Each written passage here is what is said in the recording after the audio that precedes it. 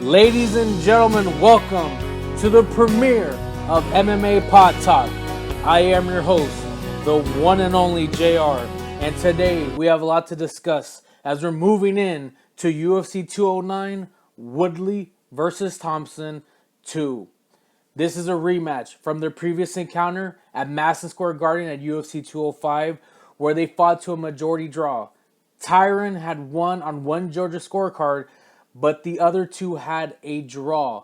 So they have decided to rematch, run it back at the T-Mobile Arena in Las Vegas, Nevada tomorrow night. Now, coming out of the weigh-ins today, we had a bit of unfortunate news. Khabib Nurmagomedov did not weigh in. He was taken to the hospital sometime late last night, early this morning, Friday, March 3rd, to check on some issues that he was having. It has been somewhat confirmed. It could have been issues dealing with the weight cut, but he was pulled out. The UFC had briefly entertained the idea of matching up Tony Ferguson with Michael the Menace Johnson in a non-title fight. That fight was turned down by Tony Ferguson because he, in his words, had said the money wasn't right, it wasn't a title fight, and he is going to be matched up with possibly Khabib again. But this is the second time they have had a falling out trying to make this fight. So Tony Ferguson definitely is either getting a shot against Conor McGregor in the future or is getting another interim lightweight title shot against someone else. There is Nate Diaz, obviously. Eddie Alvarez is a possibility. There's a few top contenders that Tony Ferguson would be matched up well if that fight were to come down the pipe. But we'll discuss that later. What we're going to do is we're going to go through the main card, starting with Alistair Overeem versus Mark Hunt. Alistair Overeem is looking to go on the comeback trail after losing to Stipe Miocic at UFC 203 in Cleveland, Ohio. Alistair was winning that fight. He dropped Stipe. He had hurt him, but he allowed Stipe to get back into the fight, and Stipe finished that fight by TKO and retain the title. Alistair now is going to take on Mark Hunt. Mark Hunt is his first fight after losing to Brock Lesnar at UFC 200.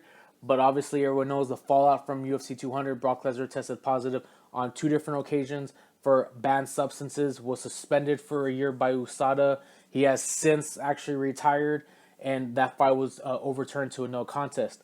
Mark Hunt has said implicitly that he wanted out of his UFC contract, but the UFC will not allow him. He's actually suing the UFC currently in court to get out of his contract, and he has thrown some charges as racketeering out there, saying there was a criminal conspiracy against him between Brock Lesnar and the UFC and Dana White that would not allow Mark Hunt to win.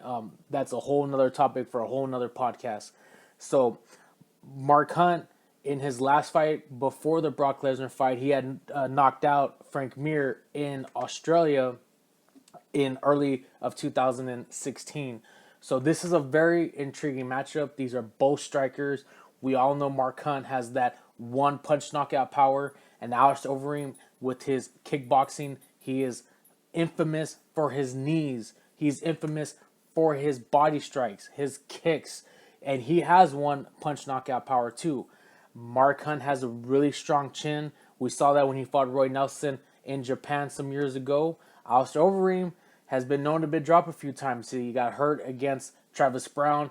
He had got hurt against Stipe and wasn't able to recover. So the winner of this fight is going to stay in that top 5 contention, probably 1 or 2 wins away from a title shot. So this is a good fight. This is a striker's delight. This is the one where people are going to definitely want to tune into to watch. And this is actually currently supposed to open up the UFC 209 main card. Moving on to Lando Vannata versus David Timur. Lando Vannata, this is his 3rd fight in the UFC, and his first 2 have not disappointed. He stepped up on short notice last year to fight Tony Ferguson when Tony Ferguson was supposed to fight Michael Chiesa. Michael Chiesa had to pull out in that fight.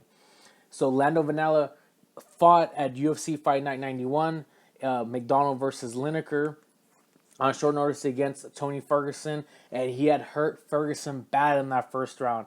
It was mere seconds away of stoppage in Sioux Falls, Dakota, but Ferguson overcame and ended up finishing that fight. But in his second fight, Lando Venata had in Toronto fought John McDessie and had a highlight spinning back kick knockout of John McDessie. So he is definitely a prospect that you want to look towards in the future to see make a noise in that lightweight division. Now, David Tamor was on The Ultimate Fighter, didn't make it on the show, had lost. He was on the Conor McGregor versus Uriah Faber season. But he has since come back and he's had some really good fights in the UFC, has had some good stoppage wins. He's also a really well-rounded striker. So this is going to be an intriguing matchup. Two top prospects. The winner of this is definitely going to shoot up, hopefully get a top 15, 14, 15 fight in the near future. So fans, definitely tune in for this one as well. Now, the probably one of the most intriguing fights you're going to see in the beginning of the first quarter of 2017, Rashad Evans was supposed to make his middleweight debut last year at UFC 205 against Tim Kennedy. There was some health issues. The New York Athletic Commission did not clear Rashad Evans to fight. He was then scheduled to fight Tim Kennedy in Toronto. The Athletic Commission in the Ontario province of Canada did not clear him. He went through numerous testings. He finally got a clean bill of health. The Nevada State Athletic Commission approved him. He is going to fight tomorrow night against Dan Kelly, a veteran, an aging vet. One has put on some good performances in his last fights in the UFC. Now, when you look at a guy like Rashad Evans, the winner of the heavyweight Ultimate Fighter Season 2, he went up in the light heavyweight division, fought a who's who in that division. He was actually a headliner against Michael Bisping at UFC 78 Validation in his first headlining fight. From there, at UFC 88 in his second one, what did he do? He shocked the world by knocking out cold Chuck the Iceman Liddell. After that victory, he was scheduled and defeated Forrest Griffin for the UFC light heavyweight title, but in his first defense, he lost to Lyoto Machida. And he has bounced between wins and losses since then. He had got another title shot against John Jones back in 2012, lost by decision. And he's looking for a career renaissance, which is the reason why Rashad dropped down to 185. He's looking to possibly make a run. He had mentioned this some years ago. I believe it was the super fight card between Jose Aldo versus Frankie Edgar, where he was matched up with Little Nogueira.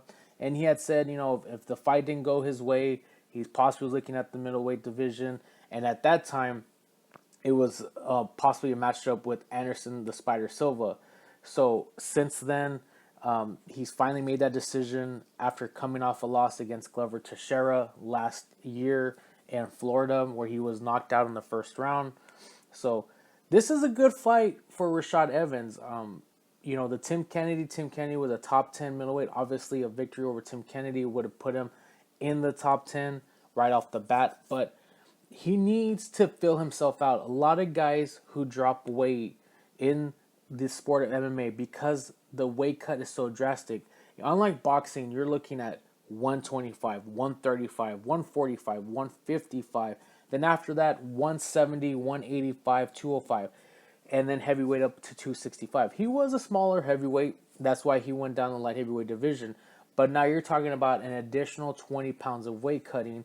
So it is important that Rashad Evans starts this fight off in his first middleweight debut with the opponent that, and let's just be honest, where he's kind of here, fed to the lions. Dan Kelly is a gamer. He is somebody that has done well. He fights out of Australia, and in his last fights, this is his UFC record. He has beat Luke Zarayak in Australia. He defeated Patrick Walsh, then lost to Sam Alvey by TKO. Then he rattled off 3 straight wins. Steve Montgomery, UFC 193 in Australia. at UFC 85 in Australia, UFC Fight Night 85, excuse me, in Australia. Defeated Antonio Carlos Jr. by TKO, and then defeated Chris Camozzi this last November in Australia again. So this is actually his second fight in the U.S. His last time he fought in the U.S. was against in the state of Colorado. It was on the Henderson Thatch card in Colorado. So this is the second fight. That card was over 2 years ago now. So, it's going to be interesting to see if that time difference is going to hurt him.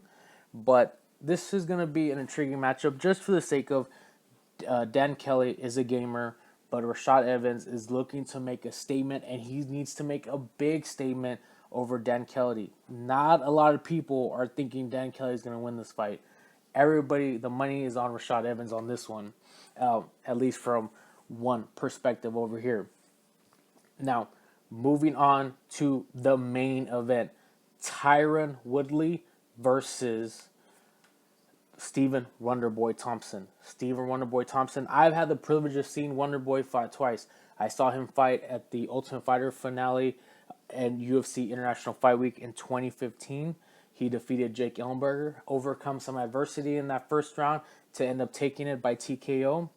And this is a guy that made a statement after statement after statement to get his title shot at UFC 205 in New York. After Ellenberger, he was matched up with Johnny Big Rigs Hendricks in Las Vegas Super Bowl weekend of 2016. He defeated him handedly. Big Rigs wasn't even in that fight. And that set up a number one contenders fight in Canada against then UFC fighter Rory the Red King McDonald. He dominated him for 5 rounds, and that's what got him the title fight against Tyron Woodley at 205. You look at a guy like Tyron Woodley, not a lot of people thought he should have been fighting Robbie Lawler in Atlanta, Georgia last year. This was going into UFC 201, and not a lot of people were thinking that Tyron was going to win. He had not risen to the occasion when he was given that brass ring. We saw him lose in Canada some years ago against Rory McDonald. That was a top contender fight. And before that fight in Atlanta, Georgia, he hadn't fought in almost a year. He was supposed to fight against Johnny Hendricks in Texas of October of last year, of October 2015. That card fell through because Johnny Hendricks had issues making weight. He sat out because Carlos Condit was given a title shot before him in January of 2016, and finally was matched up against Robbie Lawler, and he made a statement, an emphatic statement. He knocked out a guy a lot of people didn't think could be knocked down in that welterweight division, Robbie Lawler, and he took the UFC welterweight title with him back to St. Louis. When you look at that fight between Woodley and Thompson in Madison Square Garden of UFC 205, you have to think about what did Tyron Woodley do right in there and where did he fall apart, because that fight was his. Looking at that fight live in person at Madison Square Garden, Wonderboy wasn't winning that fight. Woodley was winning that fight. He knocked him down twice, had a tight guillotine in that card. He allowed Wonderboy to stay in that fight. Wonderboy, who has unorthodox striking in the welterweight division, was completely caught off guard. Tyron used his wrestling pretty successfully, and he utilized his punching when he needed to. So that's why I think the fight went the way it did. I saw it 3 rounds to 2 for Tyron in that card. I thought he won 48-47, but hey, let's run it back. Looking at the UFC countdown special they did with Wonderboy and Tyron for this card, I do like Wonderboy. I like Wonderboy a lot. I think he's smart. He has very unorthodox striking for the welterweight division. He is somebody that I think is a strong fighter. I think he has a good chin on him. He has a great coach with his father, and he trains with one of the best wrestlers, Chris Weidman, who is a middleweight. What Tyron Woodley did in this card was he brought in a guy, Sage Northcutt, who has a karate background similar to Wonderboy Thompson, but Sage Northcutt is a lightweight. He is not the size of Wonderboy. And I'm not a big fan of training with smaller guys, and this is someone coming from a wrestling background. When I used to wrestle, I needed big guys. I needed the big guys to push me. I needed the big guys to put their weight on me. I needed the big guys because when you go into a contest, you're going to be facing somebody at least your size, if not bigger. So with Tyron bringing in Stage Northcutt, don't get me wrong, Northcutt is a good athlete, a great athlete, has that karate background, but that's not the same as a guy like Wonder Boy who fights at a 15 pounds heavier on weigh-in. This is not even counting rehydration. In those training sparring sessions versus the night of the fight. Now, for this one, I like Wonder Boy. I think Wonder Boy is going to adapt. I think Tyron is going to utilize his wrestling, but I think Wonder Boy is going to counter him. He's going to keep him at bay. And I think tomorrow night, on March 4th, 2017, you're going to see a new welterweight champion in the UFC, and his name is Stephen Wonderboy Thompson. Now, we're going to move on to an event that happened earlier today. That was the unknown pay-per-view coming down the future press conference of Michael the Count Bisping versus George Rush St. Pierre.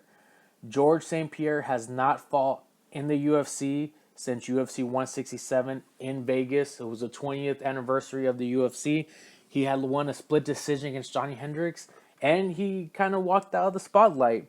He said he wanted to take some time off. The UFC really didn't like that. Dana White was really against it.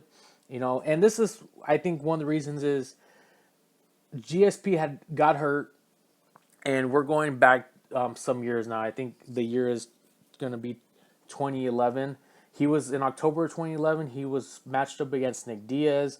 Nick Diaz didn't show up for some press conferences, and they matched him up with Carlos Condit. Well, GSP got hurt. He had tore his ACL. So GSP did not fight for over a year, and it wasn't until, I believe it was Veterans Day weekend in Montreal of 2012, he went up against Carlos Condit, won. Then going into March of 2013, he went up against Nick Diaz and won. And then in November of 2013, he defeated Johnny Hendricks. What happened after that? He vacated the title. Johnny Hendricks matched up with Robbie Lawler in 2014, beat Robbie Lawler. But then there was a rematch after Robbie Lawler won 3 consecutive fights after that to get a title shot. I believe it was 3. I know he had defeated Jake Ellenberger. I know he defeated Matt Brown. It was possibly 2. I think it was 2 after looking back now. But at December of 2014 in Vegas, Robbie Lawler got the title. Robbie Lawler defended it in UFC 189 against Roy McDonald. Once again, had defended it at UFC 195 against Carlos Condit. Then lost it at UFC 201 to Tyron Woodley. Now, fast track to this press conference, GSP, he'd been talking about a comeback. He's been saying it for a while. But then the landscape, as he says it, the UFC changed, and it did. When he was in the UFC, there was no sponsorship deals. It was no Reebok. The UFC fighters went out and they got their own deals, and GSP had a big one. It was Under Armour, and he had some other ones. Affliction was another brand that he had, and he was making money. He was possibly making in the 6 figures. There's no way to know for sure unless you're GSP's agent or GSP himself or the company that sponsored him. Now at UFC 89 in July of 2015, the UFC Reebok deal kicked in, so you can't wear anything else that's not a UFC sponsor. So the only things we see are Reebok and Monster Energy on guys like Conor McGregor. Donald Cerrone was another one. Big Riggs Hendricks was another one. I believe Dominic Cruz and Chris Weidman, they're also sponsored by Monster, and that's it. There's no other company that you're allowed to wear into the octagon. Well, that has since been resolved. Another issue that GSP had was the testing. He had, for years, he had said there was a drug testing problem in the UFC, and that eventually came out at UFC, I believe it was UFC 183, after UFC 183, which was Nick Diaz versus Anderson Silva. Both guys tested positive, with Anderson Silva testing positive for performance-enhancing drugs. And then that's when the UFC put in the USADA. They got USADA to come in. I also believe UFC 189 was the first year they did that. Or UFC 189 was the first event they did that for. Well, that was to the joy of GSP, who now, you're seeing guys getting caught. You saw at UFC 200 was a perfect event. John Jones and Brock Lesnar both got caught for PEDs in that card. Then finally, it came down to my compensation. I deserve more money.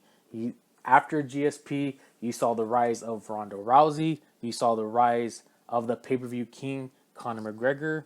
And it is being disclosed that these guys are making a seven-figure salary.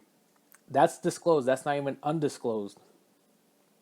So, with Ronda Rousey losing at UFC 207, at her losing at UFC 207, that kind of opened the door for GSP. It looked like it was shut. It looked like they weren't going to give him his compensation. Well, the UFC lost the pay-per-view.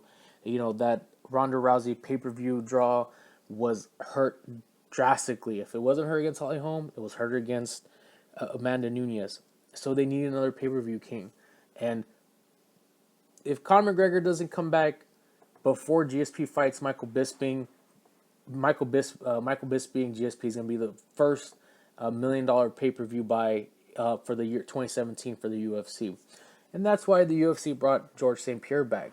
There was some discussions about who he could bring or who he can fight. There was discussion of him fighting the winner of Tyron and Wonderboy. But I think the idea of fighting Tyron would have been good for GSP, but GSP is good friends with Wonderboy Thompson. He said he wasn't interested in fighting him. I know the UFC probably wanted to make this announcement this weekend. So the second option that was discussed was a super fight with Conor McGregor, because GSP said he could make 155. He had said he could make 155 if he needed to, which was weird because you're looking at a guy, unlike the lower weight divisions of where Conor McGregor has fought at 145, 155, those are 10-pound differences. 170 to 185 is a 15-pound difference. 170 to 155 is another 15-pound difference. So this guy is saying he can potentially fight in a 30-pound weight class, essentially, a 30-pound circle from 155 to 185. Excuse me, that's not even 30 pounds. It is 30 pounds. So that's crazy. But that one, according to Dana White, wasn't even discussed, wasn't even an option. So they went with the third option, which was Michael the Count Bisping for the middleweight title. This is something where I think is intriguing. I think it's also somewhat surprising. You can't rely on GSP just yet because he's coming out over 3 years without fighting. Obviously, it's going to make a draw. But what if there's issues again? You potentially could tie up a title on a guy who hadn't fought in over 3 years.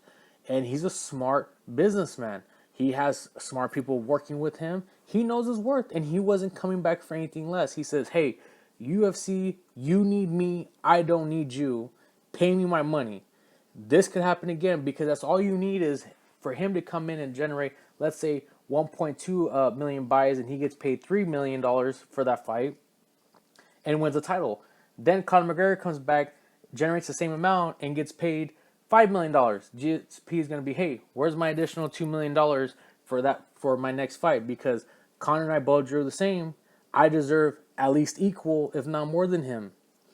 So I think in short term, it's good for the UFC because they're going to get 1 million pay-per-view buys. Long term, we'll see. And the interesting part is GSP, when Anderson Silva was a champion, never even considered moving up to 185. He had said, my body needs to get bigger, my body needs to get stronger, I need to do this and I need to do that. I'm undersized at 185. He's still the same size. He admitted today at the press conference that he walks around between 185 and 190. And he even said, there are some lightweights that weigh more than me when they're not weighing in for a UFC fight. He had said he's going to put on some muscle mass. He had said he's going to work on his strength and conditioning to get bigger. We don't know when this card is going to be. Dana White said today at the press conference, ideally, this fight will be at International Fight Week 2017, which is July, which would be the Saturday after 4th of July this year. But I think that is best case scenario. Everything works out. Everything is perfect. I think more than likely it would be Labor Day weekend. That's probably not going to be a big event in the UFC because it depends on what happens in National Fight Week. The UFC is going to Fight Week in Vegas, and the UFC said this fight's happening in Vegas. Bisping GSP is a Vegas fight, so they're not going to go to London. They're not going to go to Manchester. They're not going to go to Toronto. They're not going to go to Montreal. It's in Vegas. So if you schedule a big card for UFC in July, then you turn around a few months later, which would be 2 months later for Labor Day weekend, and say, hey, here's another big card. One of them is a possibility you're going to lose attendance. They're both are going to be sold out, but hey, that's a lot of money to be asking your fans to say, hey, come to Vegas for Fight Week. We're going to have 3 events for you, but also come back in 2 months because we're going to have this other gigantic event for you. So that's my thoughts on that. It should be intriguing. We all know what GSP has to bring to the card. He's a great wrestler. He's a great striker. He's a great grappler. Bisping has great takedown defense. We saw that when he went up against Chael Sonnen some years ago. He was very hard to take down. We saw him fight other wrestlers and make it stand-up games. We've actually seen Bisping utilize pretty good wrestling in his previous fights.